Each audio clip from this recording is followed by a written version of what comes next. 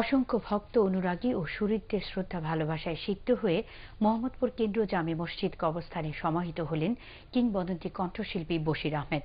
৭৪ বছর বয়সে রাজধানী মোহাম্মদপুরে নিজ বাসায় মারা যান তিনি। জহুরী মহল্লার চাঁদের হাট মাঠে তাঁর নামাজে জানাজা অনুষ্ঠিত হয়।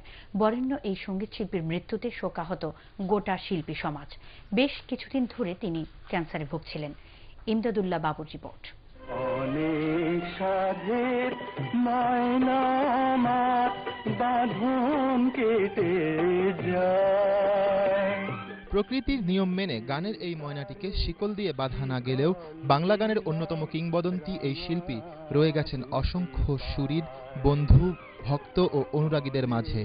আন্তর্জাতিক খ্যাতি সম্পন্ন এই সঙ্গীত সাধকের মতো এমন সুরেলা কণ্ঠ আসলেই খুঁজে পাওয়া কঠিন। বশির আহমেদ বাংলাদেশের এমন একজন গায়ক ছিলেন যেটা সঙ্গীতের একটা নক্ষত্র। আপামর জনতা সবাই জানে উনি কেমন শিল্পী ছিলেন। এই কথাটা বলা আমার মুখ থেকে ধৃষ্টতা হবে বলে আমি মনে করি। আমি বলবো বশির আহমেদ তার জীবনে যে প্রথমে যদি বলি কণ্ঠশিল্পী, অসাধারণ কণ্ঠশিল্পী। বশির ভাই সাংঘাতিক অভিমানী এবং তার নিজের যত দুঃখই হোক না কেন সে কিছু বলতো না। অথই জলে ডুবে যদি মানিক পাওয়া যায়। কালজয়ী সঙ্গীত শিল্পী বশির আহমেদ চলচ্চিত্রের গান সহ বহু জনপ্রিয় গান উপহার দিয়েছেন। পাশাপাশি সফল অনেক শিল্পীর হাতে খড়িও বশির আহমেদের কাছে।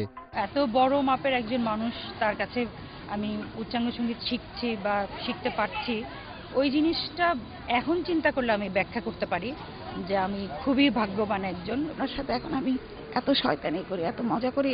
আর আপনি যখন আমাকে গান শিখিয়ে গান রেকর্ডিং করেছিলেন, ওই দিন আমি এত ভয় পেয়েছিলাম, তখন উনি হেসে দিলেন না।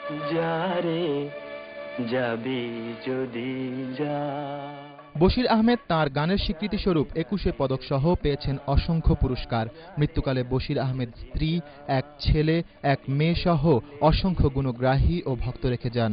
বশির আহমেদ চলে গেলেও তিনি তাঁর গানের মধ্য দিয়ে বেঁচে থাকবেন অনন্তকাল। ইমদাদুল্লাহ বাবু, ATN বাংলা, ঢাকা।